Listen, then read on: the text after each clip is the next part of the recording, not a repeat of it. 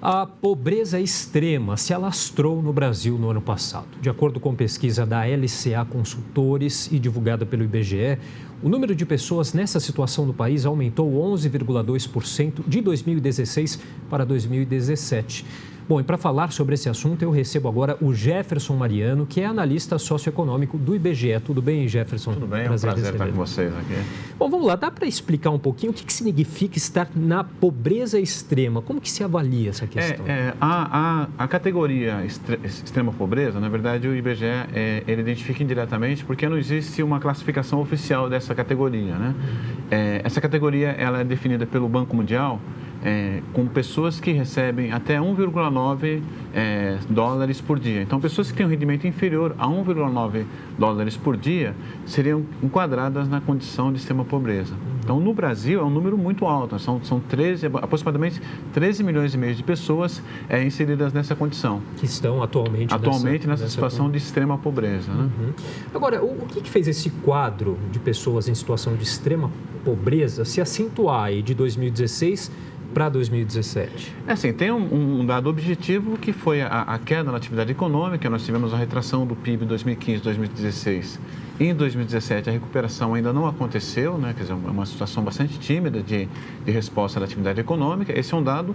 E aí, o subproduto disso é a intensificação do desemprego. Ou seja, não houve uma recuperação dos empregos que foram perdidos em 2015 e 2016. E mesmo os empregos que voltaram numa qualidade muito ruim. Nós temos um número muito grande de pessoas inseridas na condição de conta própria, né? Então, muitas pessoas trabalhando como autônomo, ou seja, com categorias que nós poderíamos classificar como subemprego, né? Então, esse é um dado bastante complicado. Uma relação total aí com a questão econômica, né? Agora, o que fez com que, aliás, por que algumas regiões do Brasil, como o Nordeste, por exemplo, são mais afetadas por esse crescimento no número de pessoas vulneráveis? Então, quando a gente abre essa pesquisa específica do IBGE, que é a Pesquisa Nacional por Amostras de Domicílios, contínua. Então, o que nós temos? Nós temos um pedaço que corresponde à caracterização do mercado de trabalho. Então, nas regiões norte e nordeste do Brasil, nós não temos o mesmo dinamismo com relação em comparação à região sudeste. Então, a presença de trabalho precário, de situações mais precárias em relação à inserção no mercado de trabalho, ela é muito maior, né? E aí, você tem como subproduto outros indicadores sociais que são mais complicados. Então, a ausência de equipamentos urbanos, um número maior de crianças residindo em domicílios em situação de extrema pobreza. Então, esse dado explica um pouco esse quadro, né? Apesar de que, se nós observarmos, por exemplo, a comparação dos rendimentos em 2016 para 2017, a região sudeste teve uma queda até maior do que a região nordeste. É que, estruturalmente, a região nordeste já tem um histórico de uma situação mais complicada com relação à inserção no mercado de trabalho. Mas essa situação também cresceu na região sudeste, que é considerada a mais rica do país, Sim, né? Inclusive a região sudeste teve uma queda mais acentuada. De 2016 para 2017, nós tivemos uma queda no rendimento médio da população. Em todas as faixas de rendimento, inclusive nas camadas mais ricas da população, houve uma queda no rendimento e essa queda foi mais acentuada na região sudeste. Agora, um outro dado interessante também é que na região metropolitana aqui de São Paulo, a gente tem mais de 700 mil pessoas vivendo nessa pobreza extrema, um número, inclusive, 35% maior do que em 2016, né? Por que esse número aumentou, mesmo com uma redução na taxa de desemprego aí na grande São Paulo?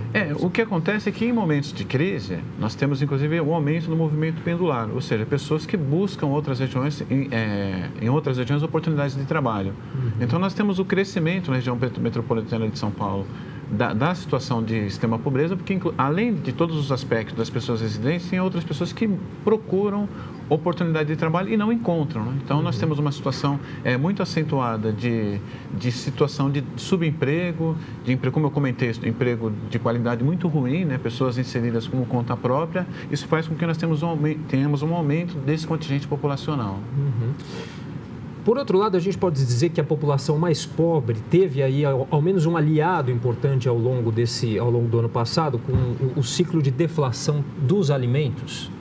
Esse aspecto é bastante interessante, porque se nós pegarmos a população de menor poder aquisitivo, né, isso a gente pode olhar no índice de preços, o INPC, o Índice Nacional de Preços ao Consumidor, da cesta de consumo das famílias de menor renda, 33% é destinado ao consumo dos alimentos. Então, o alívio do grupo alimentos trouxe um aspecto positivo para o comportamento do gasto dessas famílias, quer dizer, pesou menos. Então, nós diríamos que foi um atenuante em relação ao rendimento médio dessas famílias, né? O impacto menor no rendimento médio dessas famílias.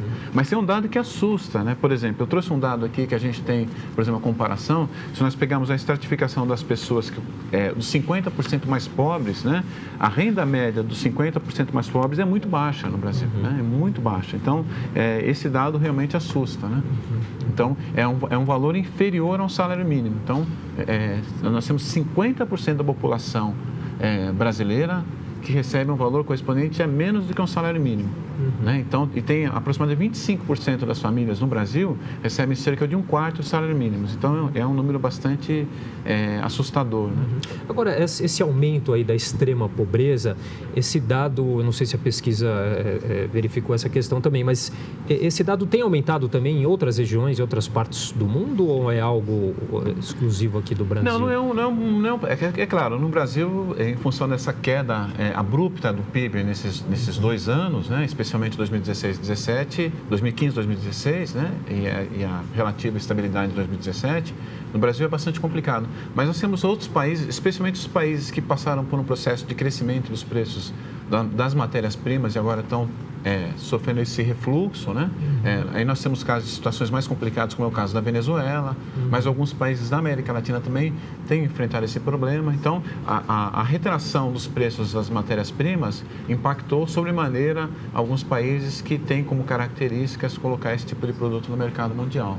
E aí a gente pode observar também essa diferença, não só com relação à extrema pobreza, mas na questão de desigualdade social, de uma maneira geral? Não, sem dúvida, porque inclusive nós temos ainda um contingente grande de pessoas no Brasil que acessam os programas de transferência de renda, que a gente pode traduzir isso como uma situação ainda complicada com relação à inserção, né? Quer dizer, nós temos quase 14% da população brasileira, 14% dos domicílios no Brasil que tem acesso aos programas de transferência de renda, então realmente acaba sendo uma situação complicada.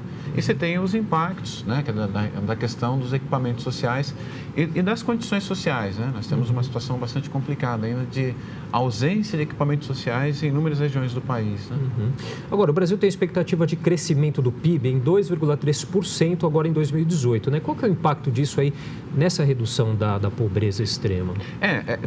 Primeiro, tem uma situação ainda complicada, porque ainda a concretização dessa expectativa, né? Ainda a gente está falando em termos de possibilidade, né?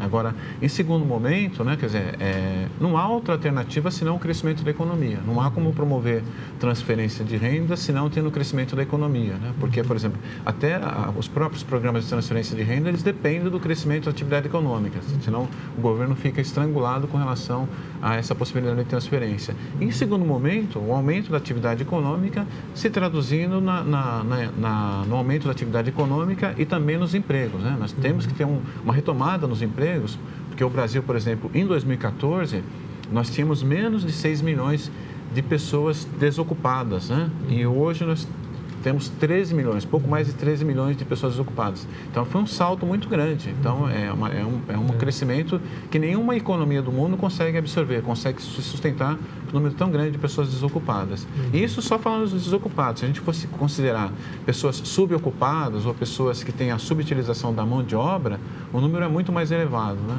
E aí a questão do emprego formal tem um papel fundamental nessa questão. Não, sem dúvida, até por conta da proteção, né? Da possibilidade dessa pessoa ter uma proteção numa condição específica de desemprego, né? Tá certo. Queria agradecer a participação do Jefferson Mariano, que é analista socioeconômico do IBGE, conversando com a gente um pouquinho sobre essa questão da pobreza extrema aqui no Brasil. Jefferson, muito obrigado pela participação. Nós é que agradecemos a oportunidade.